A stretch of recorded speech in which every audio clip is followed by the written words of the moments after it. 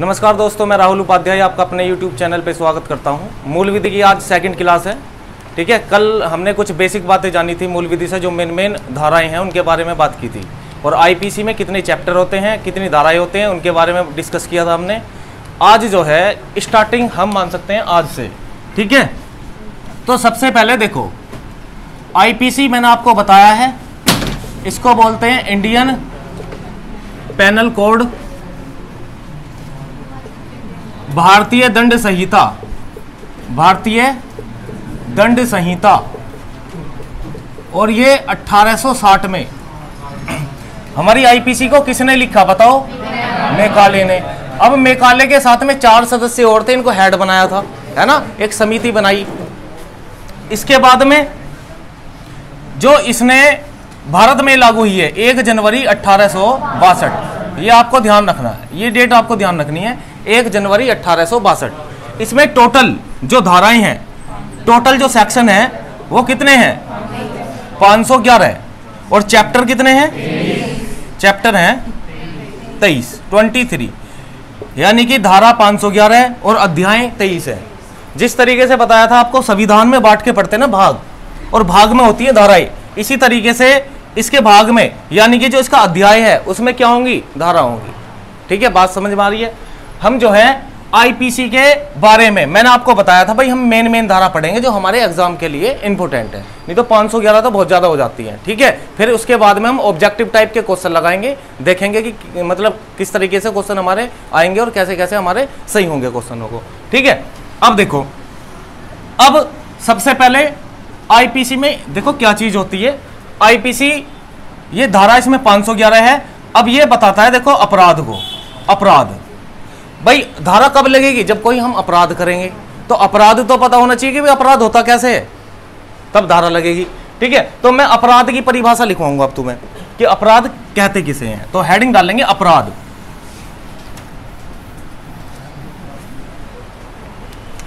अपराध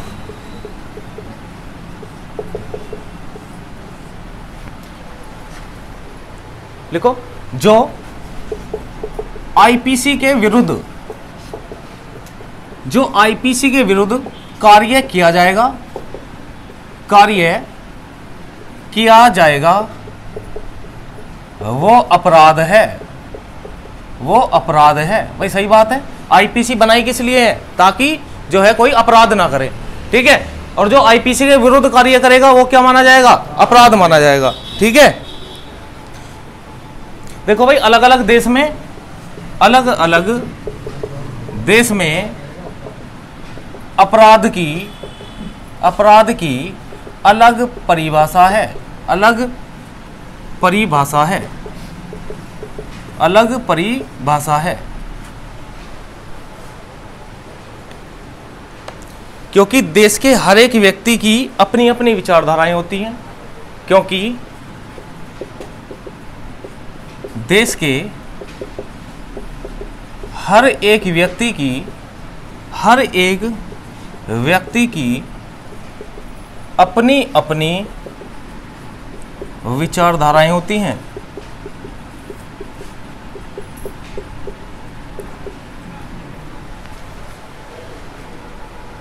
ठीक है, बस हमें तो ये देखना है कि अपराध क्या है। अपराध वो है जो हम आईपीसी के अगेंस्ट कर देंगे कुछ भी चीज।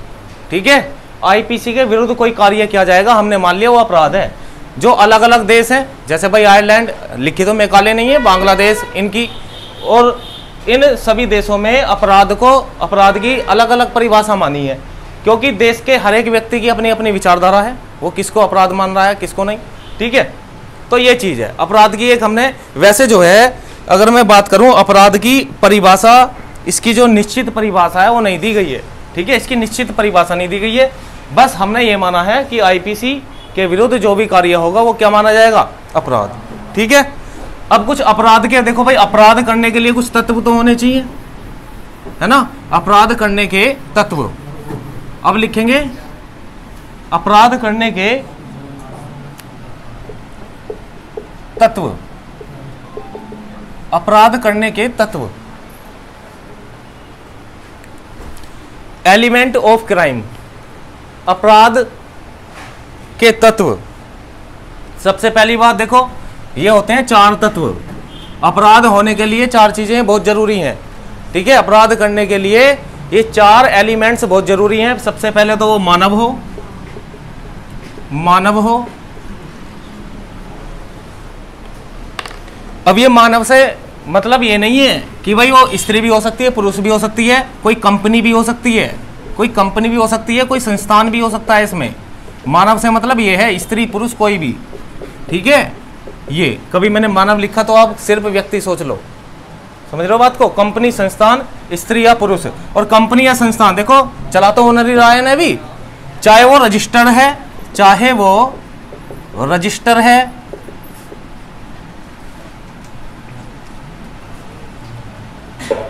या नहीं, ठीक है। अगर अपराध करेगा और कंपनी चाहे वो रजिस्टर हो या नहीं हो तब भी ये काम करेगा, ठीक है, तब भी अपराध माना जाएगा। दूसरा, आशय हो उसका कुछ करने का, आशय कि क्या करना चाहता है, आशय या दुराशय, ठीक है। आशय या दुराशय बात एक ही है। तीसरा, आपराधिक कार्य होना चाहिए, आपराधिक कार्य होना चाहिए।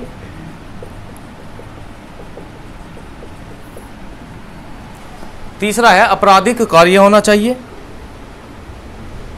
कुछ ना कुछ मानव की क्षति होनी चाहिए, कुछ ना कुछ मानव की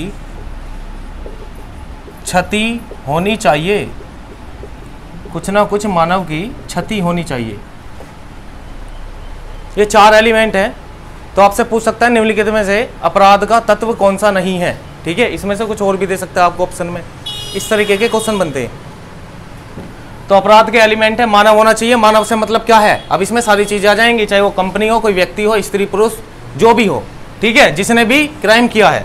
कुछ आशय होना चाहिए, कुछ आशय होना चाहिए कि भाई क्या करना है हमें। दुराशय या आशय मतलब दूसरे के प्रति क्या होना चाहिए कि भाई हाँ इसे जो है ठेस पहुंचानी है, ये क्षति पहुंचानी है। आपराधिक कार्य होना चाहिए, भाई आईपीसी के विरुद्ध काम होगा तभी तो अपराध माना जाएगा।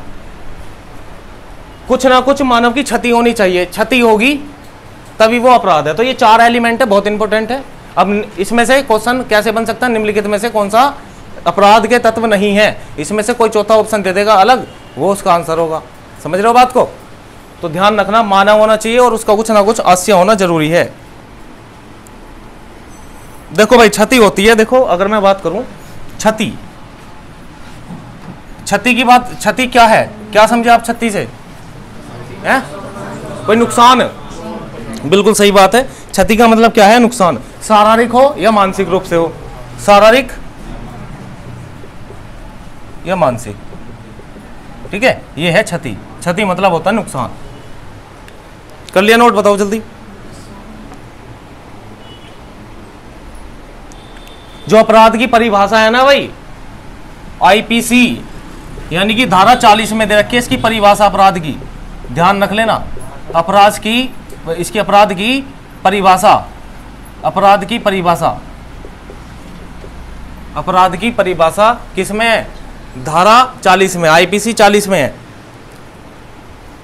और क्षति की परिभाषा है आईपीसी 44 में, आईपीसी 44 में इसमें है क्षति की परिभाषा, ध्यान रखना। क्षति की परिभाषा, परिभाषा बताइए कि क्षति क्या होती है और अपराध क्या होता है। तो अपराध बता दिया, अपराध करने के लिए 4 तत्व जरूरी हैं तभी अपराध माना जाएगा वो। क्षति, अब देखो थोड़ा सा क्षति से समझ लें, ये नोट किया आपने, ठीक है।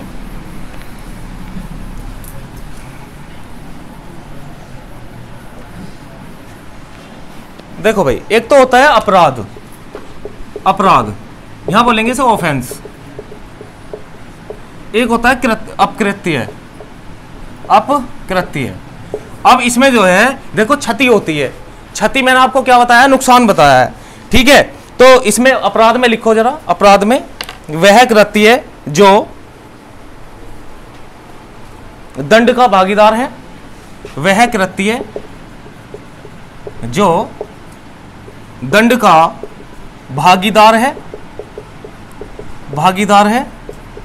ठीक है, मतलब कोई आपने अपराध किया और अपराध का मतलब उसे क्या मिला, पनिशमेंट मिल गया। ठीक है, तो वो अपराध की श्रेणी में आता है। कुछ आपने ऐसी क्षति कर दी, वह कृत्य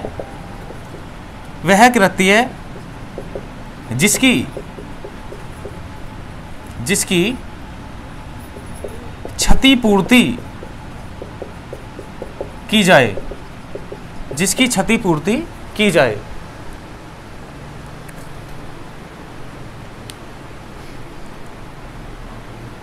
इसको इंग्लिश में टॉर्क कहते हैं, हम इसे क्या बोलते हैं, टॉर्क। ठीक है, तो इंग्लिश में भी थोड़ा सा पता होना जरूरी है। इसको ऑफेंस और टॉर्क, क्राइम भी बोलते हैं अपराध को, ऑफेंस भी कहते हैं। ठीक है, ध्यान रख लेना। वह कृत्य जो दंड का भागीदार है और वह कृत्य जिसकी क्षतिपूर्ति की जाए या क्षतिपूर्ति का भागीदार है। मेरी बात सुनो ध्यान से आप।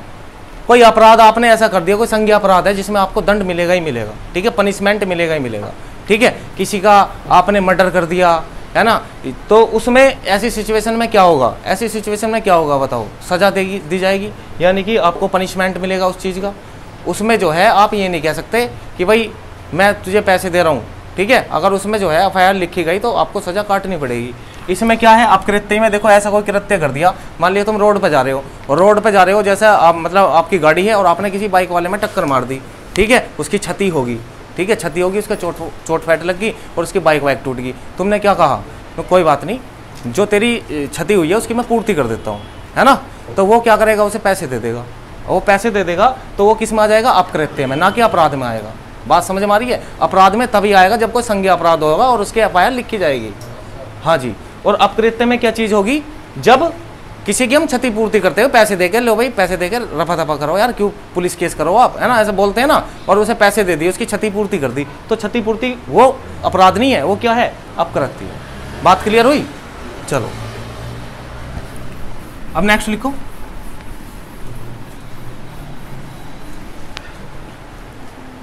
लिखो अपराध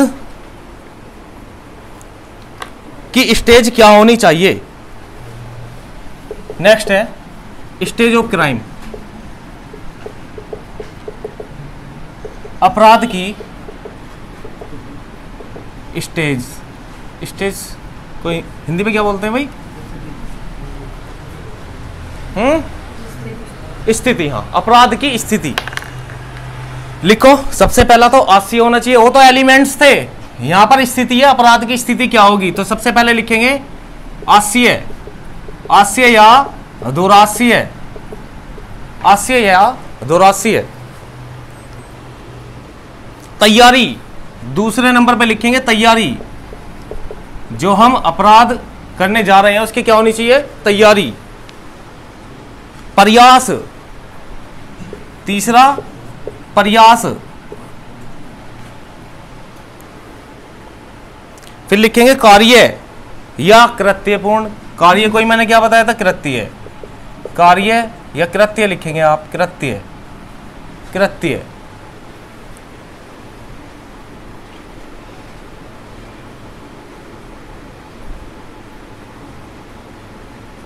देखो भाई ध्यान से सुनो, केवल तैयारी ही अपराध नहीं होता। मान लिया हमने तैयारी कर ली सारी चीज की कि हमें जो है अपराध करना है, क्राइम करना है। ठीक है, सोच लिया हमने, पूरी प्लानिंग बना ली कि भाई कल जो है जाकर और उसके घर में चोरी करनी है, अगर कोई बीच में आएगा तो उसे हम निपटा देंगे। ठीक है, 4 आदमियों ने ये प्लानिंग कर ली। अब 4 आदमियों ने जब ये प्लानिंग की, भाई प्लानिंग ही तो की है, ठीक है, प्लानिंग की है, और प्लानिंग के दौरान अपराध नहीं माना जाएगा। लेकिन कुछ एक्सेप्शन केस ऐसे भी हैं कि भाई प्लानिंग के दौरान ही उसे क्या मान लिया जावे, अपराध। मान लिया जैसे आप सपोज करो, आपने जो है कोई प्राइवेट हथियार रख रखा है अपने घर और किसी ने पुलिस को बोल दिया, सूचना दे दी कि भाई ये जो है मारने की तैयारी में है, किसी को मारेगा और इसने अपने घर में जो है अवैध हथियार रख रखे हैं, तो उस सिचुएशन में वो अपराध माना जाता है। बात समझ में आई। अगर हम किसी की प्लानिंग कर रहे हैं, अगर हम किसी की प्लानिंग कर रहे हैं और कोई अपराध नहीं किया, हमने तैयारी कर ली पूरी, ठीक है, तो वो अपराध नहीं माना जाएगा। बात समझ में आई। चलो नेक्स्ट लिखो। अच्छा एक क्वेश्चन आप मुझे बताओ, अपराध के लिए आवश्यक तत्व कौन सा है। देखो एक क्वेश्चन बता रहा हूं मैं आपको, एक क्वेश्चन लिखो जरा। अपराध के लिए आवश्यक तत्व कौन सा है अपराध के लिए? आवश्यक एलिमेंट या आवश्यक तत्व कौन सा है? ऑप्शन आपको दिया जा रहा है। सबसे पहले मानव होना चाहिए, मानव। दूसरा आशय आपराधिक कार्य, आशय आपराधिक कार्य, आपराधिक कार्य। ध्यान से सुनना भाई, और ऑप्शन को बड़े ध्यान से पढ़ के आपको बताना है। कुछ ना कुछ क्षति, कुछ ना कुछ। बताओ भाई इसका आंसर। है जी, गलत है ना, आप सारे ही बता दो तुम है ना। आवश्यक भैया, आवश्यक तत्व जो है, बताओ। सारा तो ऑप्शन में भी नहीं है, सारे कहां से लगा दोगे भाई? हाँ जी, हाँ देखो इन्होंने ठीक बताया, आशय होना चाहिए। जब तक तुम एक बात बताओ, तुमने सारी चीजें कर ली, वो मानव भी है, वो उसने सोच भी ली कि आपराधिक कार्य भी करना है, कुछ ना कुछ क्षति भी पहुंचाएंगे, लेकिन उसका आशय तो होना चाहिए, आशय है ना, दुराशय। हाँ कि भाई जब तक ये चीज ना है, कुछ इंटेंशन ही नहीं है दूसरे के प्रति कि क्या करना है हमें, है ना, तो तब तक वो यही तो आवश्यक तत्व है, यही तो मेन चीज है। और इसके जब ये दिमाग में आ जाएगी, पहले दिमाग में तो आनी चाहिए बात, जब ये दिमाग में आ जाएगी तो ये तीनों की तीनों चीजें जो है अपना आप आ जाएंगी ऑटोमेटिकली। बात समझ में आई? तो ये है, देखो इस तरीके के क्वेश्चन आएंगे जिसमें सोचना पड़ेगा आपको, सोचेंगे तभी होगा, नहीं तो गलत हो जाएगा क्वेश्चन। देखो अभी एलिमेंट आपको बताए मैंने, और मैंने बताया था कि ये आवश्यक तत्व है। इंटेंशन या दुराशय जो ना होना बहुत जरूरी है। चलो भाई, अब लिखेंगे अपराध के प्रकार। अपराध के प्रकार,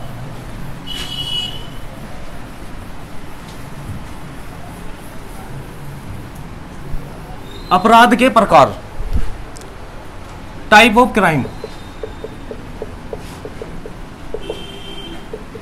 अपराध के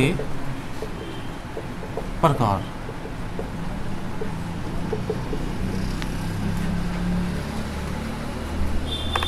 देखो इसमें लिखो, सीआरपीसी की धारा 2A की प्रथम अनुसूची में, सीआरपीसी की धारा 2A की प्रथम अनुसूची में, सीआरपीसी लिखना है यहां पे, सीआरपीसी की धारा 2A की प्रथम अनुसूची में दिए गए अपराध को, दिए गए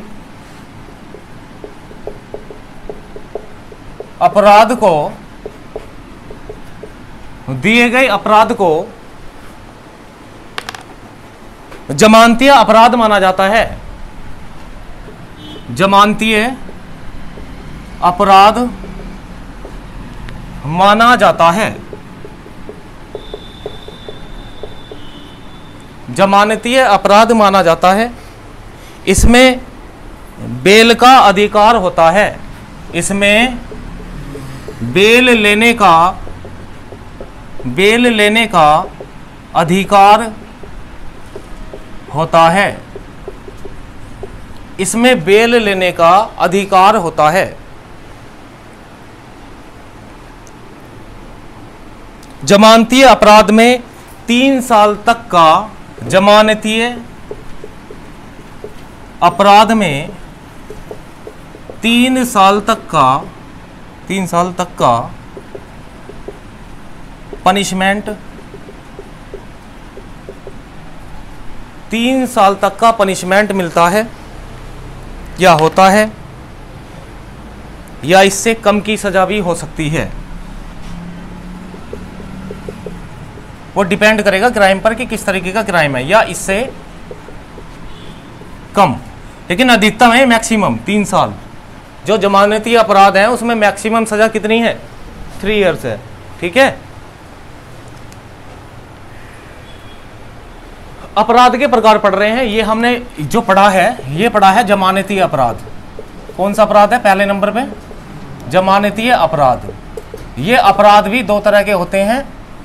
जो अपराध के प्रकार हम पढ़ रहे हैं, एक तो जमानती है और एक गैर जमानती है। जमानती में क्या होता है? बेल मिलती है। बेल का मतलब समझते हैं आप? भाई मान लिया कोई क्राइम कर लिया, FIR लिखी गई, केस चल रहा है, तो केस के दौरान हाँ जब कुछ जमानती जाते हैं कि भाई जो है हम इसकी वो लेते हैं गारंटी, ठीक है, तो उसे जो है बेल मिल जाती है। बेल मतलब उसे पुलिस जो है छोड़ देती है, ठीक है। देखो अपराध के बाद ही जब उस पर अपराध कोई साबित होता है, बेल शब्द हम कब प्रयोग में लाएंगे बताओ?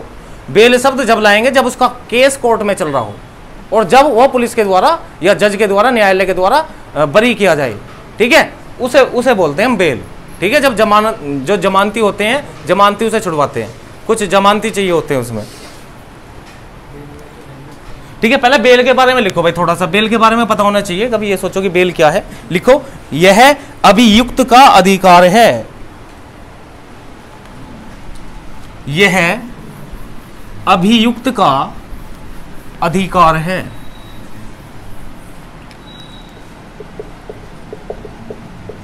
यह अभियुक्त का अधिकार है, ठीक है। यानी कि अभियुक्त कौन सा? जिस पे केस चल रहा है, जो अपराधी है, ठीक है, जो दोषी है, उसका ही अधिकार है बेल लेने का, ठीक है। अगर उसने जमानती अपराध किया है तो, और वो बेल शब्द मैंने आपको बता दिया कब यूज में आएगा, जब वो जो है न्यायालय के द्वारा छोड़ा जाएगा। दोष साबित के बाद अपराधी हम कह सकते हैं, दोष साबित हो गया और उसके बाद में अपराधी को न्यायालय के द्वारा जमानत के हिसाब पर, मतलब जमानत के ब्याह पर उसे छोड़ा जा रहा है, ठीक है, तो वो होती है बेल। तुमने सुना भी होगा भाई, है ना, कि केस चल रहा है, अभी बेल नहीं मिली। बेल का मतलब क्या है? मतलब अभी छोटा नहीं है, अभी उसे जो है जमानती मिलने पर जब जज छोड़ेगा उसे, ठीक है, तो तब उसको बेल कहेंगे हम। तो ये हो गया हमारा जमानती अपराध। जमानती अपराध में क्या चीज होती है भाई? मैक्सिमम जो सजा है, जो जमानती अपराध हम करते हैं, जिसमें मतलब बहुत नॉमिनल सा अपराध हमने करा, कोई छोटा अपराध हमने कर दिया, तो वो कैसा माना जाता है? जमानती अपराध, जिसमें जमानत हो जाती है आराम से, ठीक है। जमानत जिसमें हो जाएगी उसमें मैक्सिमम सजा जो होगी, अधिकतम सजा वो 3 वर्ष होगी, प्लस जुर्माना भी हो सकता है या दोनों भी हो सकते हैं। दूसरा जो इसमें मिनिमम सजा, वो डिपेंड करता है क्राइम के उस पर कि कैसा उसने क्राइम किया है, तो कम से कम उसे कम से कम 3 महीने 2 महीने ऐसे भी मिल सकती है, ठीक है। चलो अब नेक्स्ट लिखेंगे, देखो ये तो हमने जमानती पढ़ लिया, दूसरा लिखेंगे अजमानती अपराध। अजमानती अपराध, यह भी CRPC की धारा 2A की प्रथम अनुसूची में है, यह ध्यान रखेंगे। यह भी CRPC की धारा 2A की प्रथम अनुसूची में है, हम क्या भी कह सकते हैं, ठीक है, प्रथम अनुसूची में है। अनुसूची मतलब लिस्ट, ठीक है, अनुसूची में है। इसमें 3 वर्ष से ज्यादा का दंड दिया जाता है, इसमें 3 वर्ष से ज्यादा का दंड दिया जाता है। मतलब मिनिमम जो सजा है ना, वो कितनी है? 3 वर्ष है मिनिमम, वहां पे मैक्सिमम थी 3 वर्ष।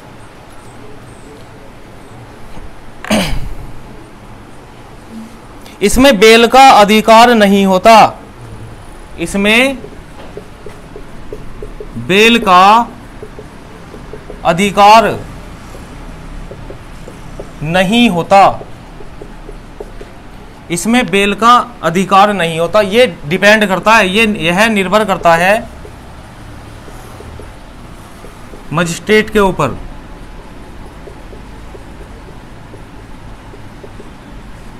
ठीक है, ये डिपेंड करेगा भाई उसके ऊपर, जहां उसका केस चल रहा है कि वो उसे जो है बेल दे या ना दे। बाकी इसमें अधिकार नहीं है। ये अजमानती अपराध है जिसमें जमानत नहीं होती अभियुक्त की, जो अपराधी है।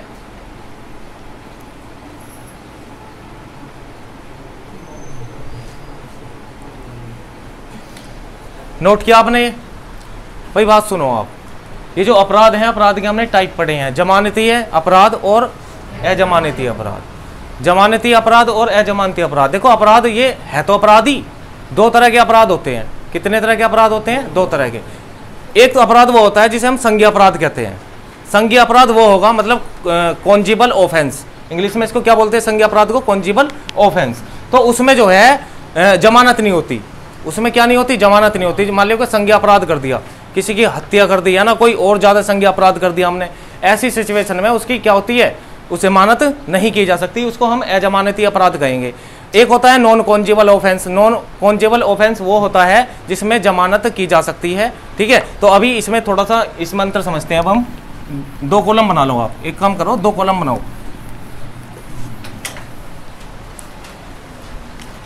एक में लिखेंगे कॉन्जेबल ऑफेंस, एक में लिखेंगे नॉन कॉन्जेबल ऑफेंस, यानी कि यहां लिखें संज्ञेय अपराध, संज्ञेय अपराध, और यहां लिखेंगे असंज्ञेय अपराध, असंज्ञेय अपराध। 2 कॉलम बनाएंगे। अब इसमें अंतर समझेंगे कि जमानत किस में हो सकती है और किस में नहीं हो सकती, ठीक है। वैसे देखो संज्ञेय अपराध में भी हो जाती है, मैंने बताया ना, ये डिपेंड करता है किस पे? मजिस्ट्रेट पे, जहां उसका केस चल रहा है।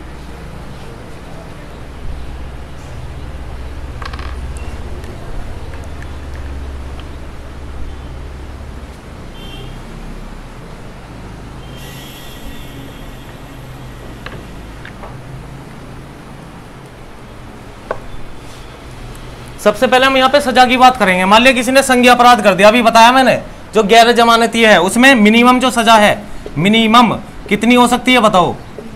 3 वर्ष हो सकती है। और यहाँ पर जो है मैक्सिमम कितनी बताई थी आपको मैंने? 3 वर्ष। इससे अधिक नहीं, इससे कम हो सकती है। यहाँ पर जो है मिनिमम ही इतनी है, इससे कम नहीं हो सकती, ठीक है, संज्ञेय अपराध में।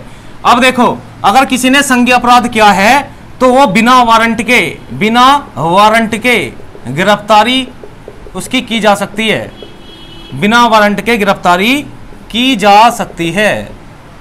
पहला अंतर तो ये देख लो आप, संज्ञेय अपराध में बिना वारंट के गिरफ्तारी हो जाएगी, और यहां पर जो है वारंट जारी होने के बाद गिरफ्तारी, ठीक है, यहां पर ये है।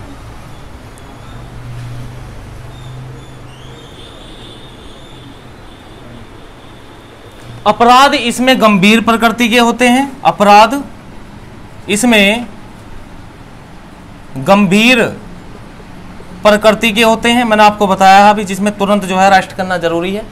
मान लिया कोई किसी को मौत के घाट उतार रहा है, ठीक है, उसकी हत्या कर रहा है, तो पुलिस उसे पकड़ेगी तुरंत भाई, बिना उसके पकड़ेगी, बिना वारंट की पकड़ेगी, कहीं वो दूसरे को नुकसान ना पहुंचा दे, है ना। तो अपराध इसमें गंभीर प्रकृति के होते हैं, गंभीर प्रकृति के होते हैं। इसमें होते हैं सामान्य अपराध। इसमें कैसे अपराध होते हैं? सामान्य अपराध होते हैं, सामान्य अपराध होते हैं, इसमें सामान्य अपराध होते हैं।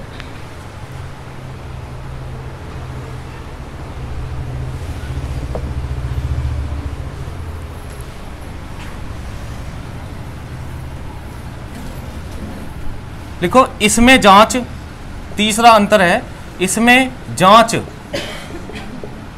बिना ऑर्डर के की जा सकती है, ठीक है। इसमें देखो, इसमें जांच बिना ऑर्डर के नहीं की जा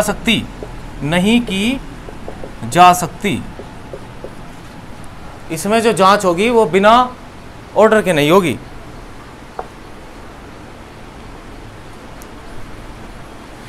ये सीआरपीसी के, लिखो, ये सीआरपीसी के 2C में है, सेक्शन कौन से में है? 2C में है। इसकी जो परिभाषा है ना संज्ञेय अपराध की, अगर सीआरपीसी की बात करें तो सेक्शन 2C में है इसका उल्लेख, और ये है सीआरपीसी 2L में। ये कौन से में? सीआरपीसी 2 का L।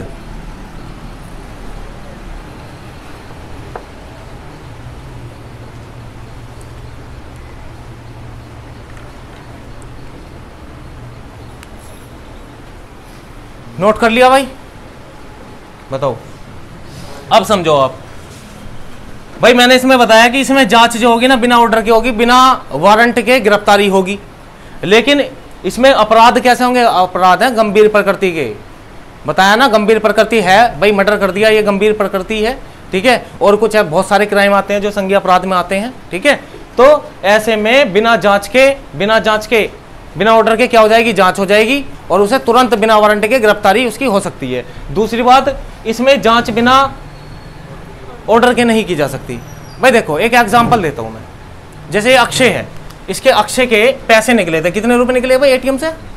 40,000, ठीक है, 40,000 निकल गए।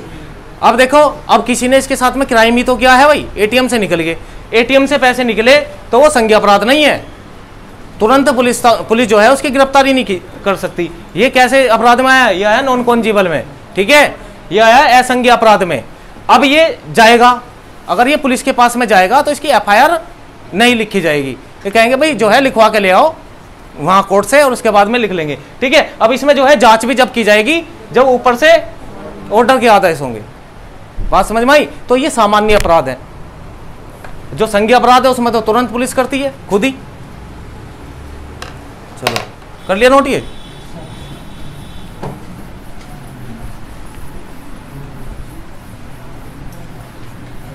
ये इसका साइबर क्राइम का मामला था भाई।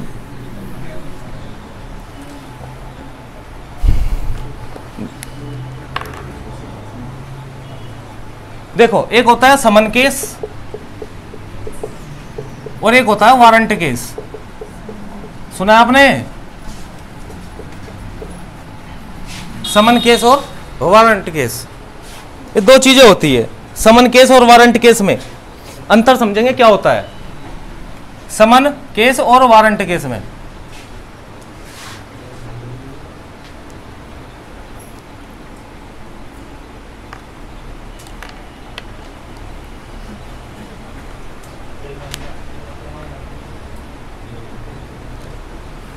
देखो भाई ध्यान से सुनो, समन केस में क्या होता है? समन केस में इसमें जो है कोर्ट जारी करेगा कि आपको किस डेट में आना है। जैसे सपोज करो कोई आपने असंज्ञेय अपराध कर दिया, सुनो पहले ध्यान से, इसके बाद में नोट करवाऊंगा आपको मैं इसमें अंतर, ठीक है, कौन से सीआरपीसी में आता है, क्या है ये, ठीक है, इसकी परिभाषा आपको लिखवाऊंगा। सुनो मेरी बात, समन केस और वारंट केस में क्या अंतर है? वारंट केस जो जारी करता है कोई अधिकारी करता है, कोई अधिकारी वारंट जारी कर देगा और कहेगा भाई गिरफ्तारी जो है उसकी होनी चाहिए तुरंत। अब देखो जैसे आपने कोई असंज्ञेय अपराध किया है और उस सिचुएशन में कोर्ट आपको बुला रहा है कि आपको जो है फलाना तारीख में आना है, ठीक है, आपको कोई डेट दे दी और आपने जो है उस कोर्ट का उल्लंघन कर दिया, अनुका देखी जाएगी, मैं ना जा रहा, ठीक है, इस तरीके से। अब आपको कोर्ट ने क्या करा है? समन जारी किया है। अभी कोर्ट ने क्या जारी किया है? आपको समन जारी किया है। वो फिर दूसरा समन भेजेगा आपको कि भाई आपको जो है आप उस डेट में बुलाए गए थे लेकिन उसमें आप पहुंचे नहीं, है ना, तो अब जो है अब आपको इस डेट में पक्का आना है, ठीक है। अगर उसमें भी वो उस चीज का उल्लंघन कर देता है तो फिर जो है उस पर क्या जारी होता है? वारंट, ठीक है। फिर कहते हैं इसकी गिरफ्तारी, इसे पकड़ के लाओ, इसे उठा के लाओ और यहाँ कोर्ट के सामने पेश करो, ठीक है। तो कोर्ट का उल्लंघन नहीं करना चाहिए आदमी को, बात समझ में आई? तो वो फिर ये नॉन कॉन्जिबल से कॉन्जिबल के ऑफेंस में चेंज कर देता है ना। जब वारंट जारी कर दिए, वारंट जारी का मतलब है 24 घंटे के अंदर अंदर उसकी गिरफ्तारी। वारंट जारी का मतलब यह है कि उसे गिरफ्तार करना ही करना है किसी भी हालत में। चलो अब लिखेंगे अंतर। अब यहां पे दो कॉलम बना लेंगे, एक तो वारंट जारी में और एक समन केस में। समन केस और वारंट केस लिखो, ये सीआरपीसी 2W में है, ये सीआरपीसी के सेक्शन 2W में है, 2 का W। ये सीआरपीसी के 2 के X में है, सीआरपीसी के हैं भाई, कभी आईपीसी सोच लो आप, 2X में, 2X में है। इसका चैप्टर 6 है, चैप्टर यानी कि अध्याय कितना है? 6, और इसका चैप्टर है 7, इसका चैप्टर है 7। इसमें 2 वर्ष तक की सजा होती है, इसमें 2 वर्ष तक की, मतलब मैक्सिमम कितना? 2 वर्ष, 2 वर्ष तक की सजा होती है, 2 वर्ष तक की सजा होती है। इसमें 2 वर्ष से अधिक की, 2 वर्ष से अधिक और आजीवन कारावास भी हो सकता है, मतलब उम्र कैद, आजीवन कारावास, या ज्यादा उसने कोई ऐसा क्राइम कर रखा है तो उसे मृत्युदंड भी, ठीक है, जुर्माना या प्लस दोनों, ठीक है, ये है, ठीक है। वारंट जारी करने का, वारंट जारी उसके ही होते हैं जो कॉन्जेबल ऑफेंस करता है।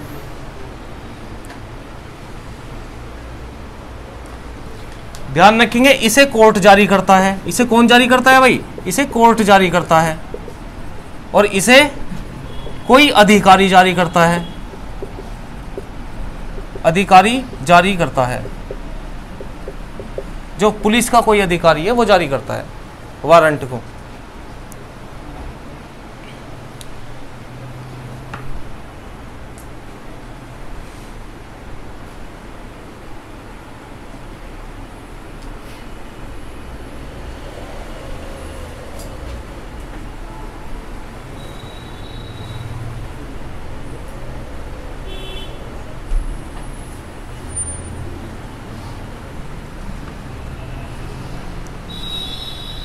लिख लिया?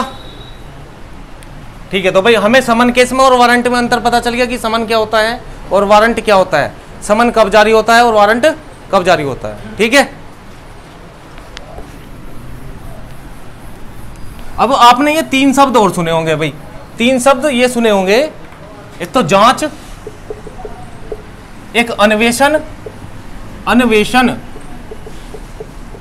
और एक विचारणा, विचारणा, ठीक है।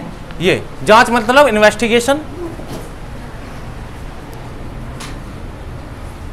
इन्वेस्टिगेशन तो उसके बोलेंगे अन्वेषण को, ठीक है। अन्वेषण को बोलते हैं इन्वेस्टिगेशन और जांच को बोलते हैं इंक्वायरी, ठीक है। और विचारण को क्या बोलेंगे? ट्रायल, ठीक है, विचार करना।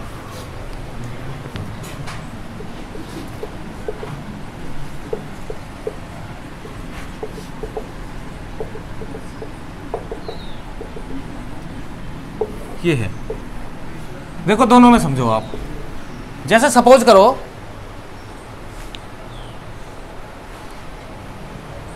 नोट करो पहले,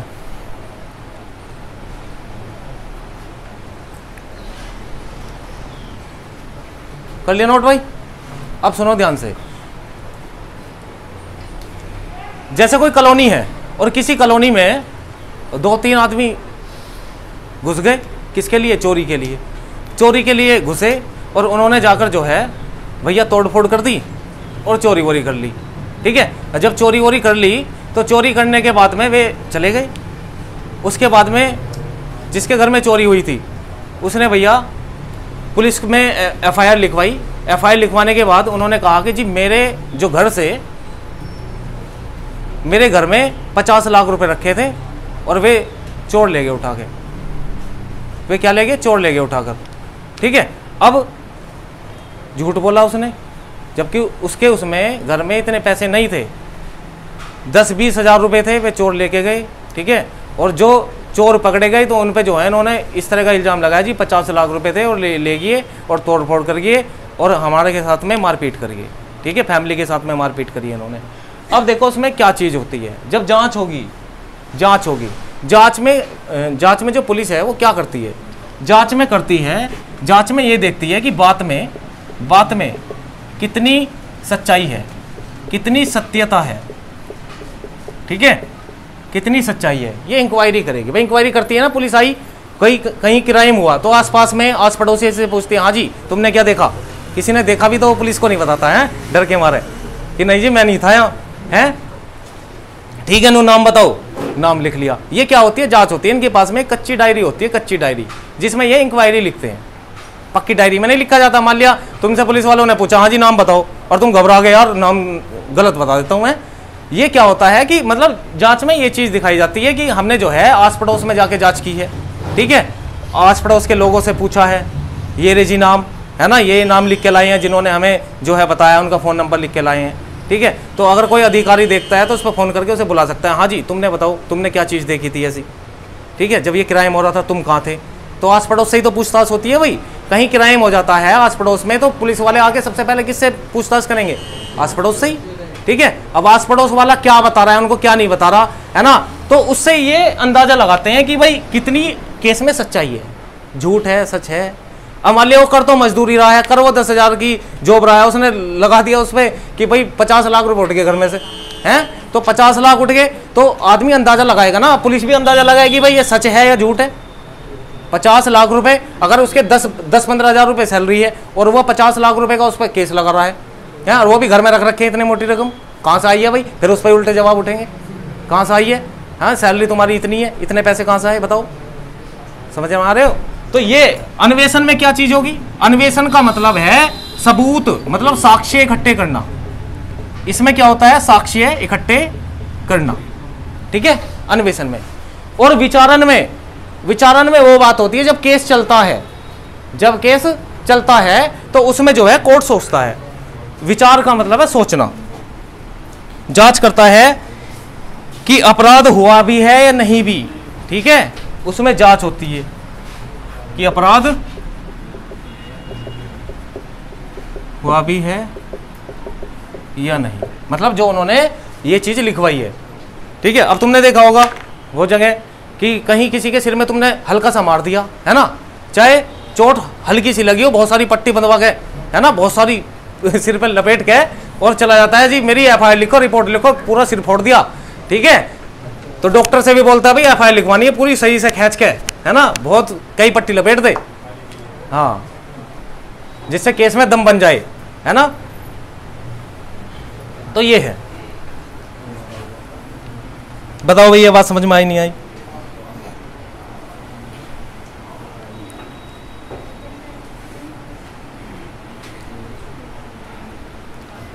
अभी हमने कुछ और इसमें बेसिक बातें जान ली। अब इसके बाद में जो है हम चैप्टर के हिसाब से चलेंगे, जैसे चैप्टर और फिर धारा, कौन से चैप्टर में कौन सी धारा है, आईपीसी का नेक्स्ट क्लास में हम स्टार्ट करेंगे। ठीक है, तो आज के लिए इतना ही। उम्मीद है आपको ये वीडियो अच्छी लगी होगी।